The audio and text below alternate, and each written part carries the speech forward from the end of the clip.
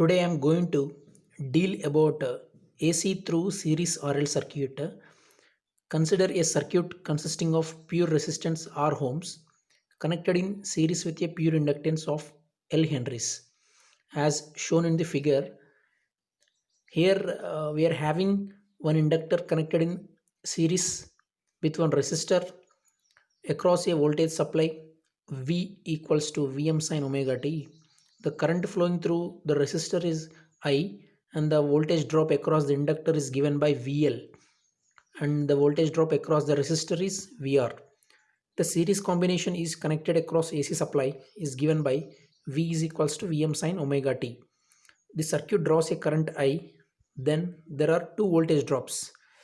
As I said before, whenever a voltage applied across any element, there will be some voltage drops across that element will be present.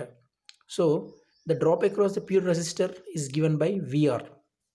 At the same time, the VR is equals to product of current flowing through that element into value of that resistance, which means value of that element, so resistance.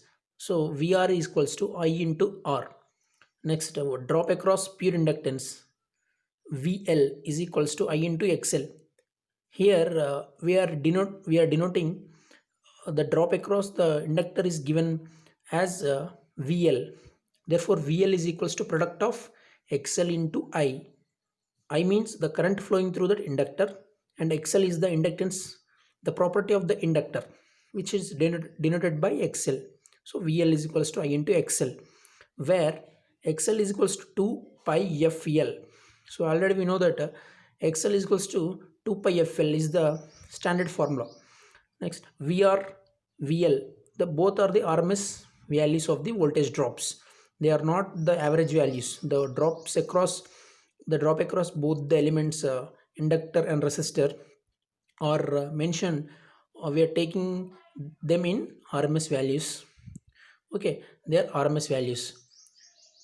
Next, Kirchhoff's voltage law can be applied to the AC circuit, but only the point to remember is the addition of voltages should be a phasor, vector addition, and no longer algebraic as in case of DC.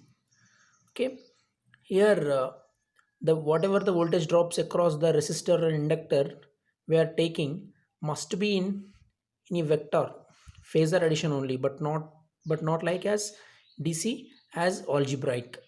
Let us draw the phasor diagram for the above case. So here all we need to remember one key point is there. For series AC circuits, generally current is taken as reference. Yes, in series circuits current will be equal, but in parallel circuits voltage will be equal as it is common to both the elements. Yes, for resistor and inductor, the value of the amount of current flowing through